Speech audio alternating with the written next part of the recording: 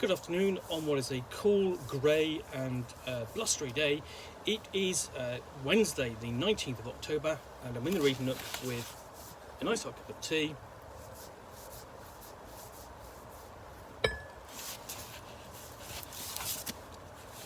and a box to delve into. So,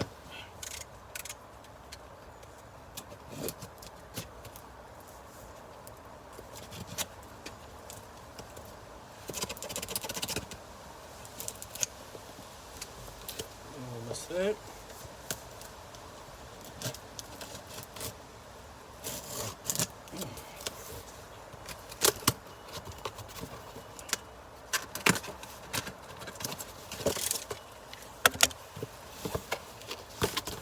So, hold on the packing chips before I reach in, and what I first pull out is a very attractive all rolled up. So I'm just going to open that, but it is this. So this is a cloth bound, complete with a buckle, and so that opens up like that. I think this is actually, probably my third or fourth all rolled up. I really only use one, but I have several. So mostly I've acquired as a result of Kickstarters. And then beneath that, I have this package. So let's find out what's in the package.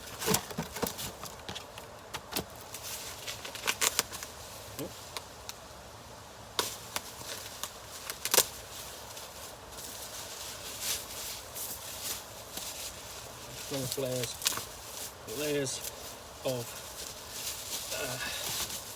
packing material. So I do have another all dice tray, and these are always useful. I'll bring them to the table. But what I've got in here is the Out of the Ashes quick start, and that. So let's have a look at this. It's also got the Out of the Ashes box itself, but we don't have to look at the quick start for the moment. So, Out of the Ashes quick start. Adventures in a broken world. The world has been won, the nameless emperor defeated, his legions scattered or destroyed, but now the land is corrupt and tainted monsters roam and seek prey. Yet hope still remains. Can you keep your community safe, help it grow, and rebuild civilization? This quick start is for the full Out of the Ashes game, contains pre-generated characters and details of the community, and a quest for a lost artifact that could ensure the community's security, as well as the rules that need to play and outlines for further quests. So it's full colour inside, just flipping through. So a nice image of the tower, always mysterious tower. Inside we have contents and a map.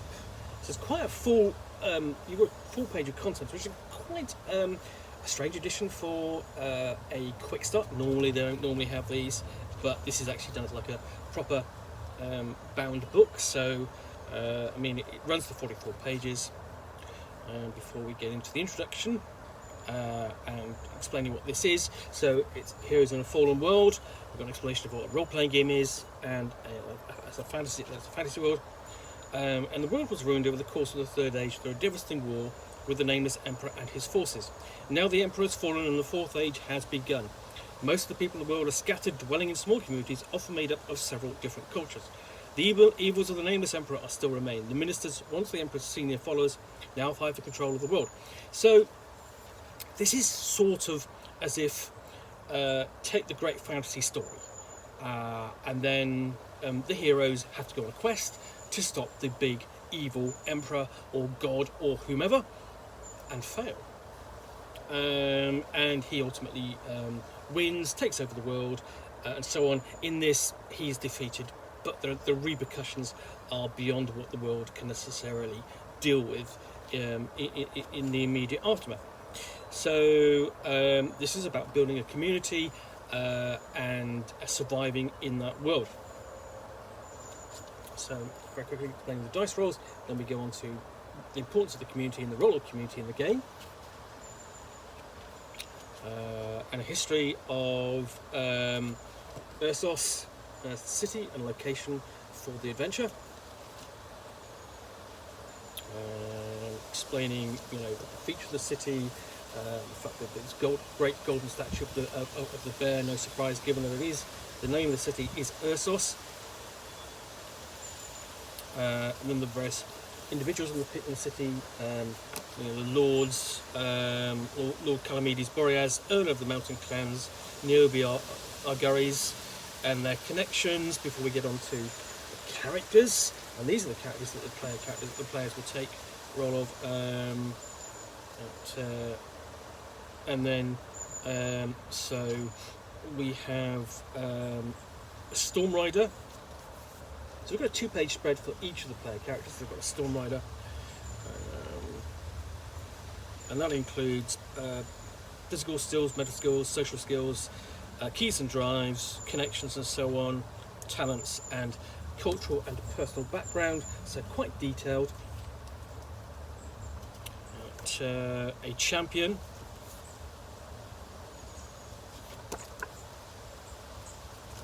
a lawmaster, so kind of classic fantasy roles, and a delver. And then we get on to playing the game, how it's played in quests and scenes, game sessions and downtimes are handled. So very quick intro overview of the game before we get into the basic test, which is roll two 10-sided dice, add the skill score. If it beats the difficulty, you succeed. Standard difficulty is 15. Your average character in here, for explanation, skill of 4 is competent.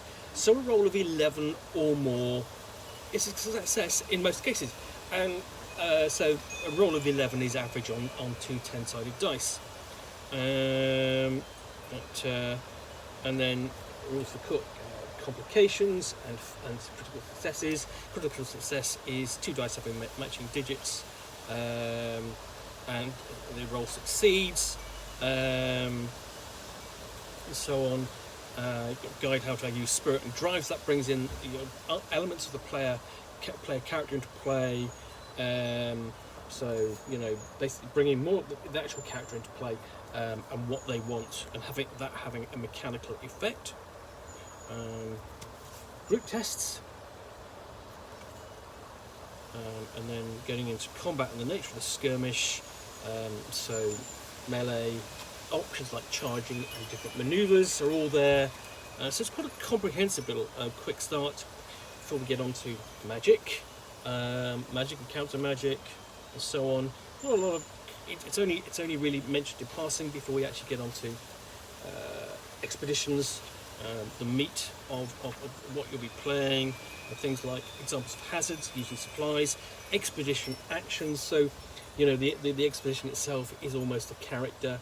And then we get into the actual scenario itself, which is the Aegis of Ursos. Got a complete background, and then we go on to pursuing Runar, who was obviously the villain of the piece, where we encounter the dead and another Earl Hafney,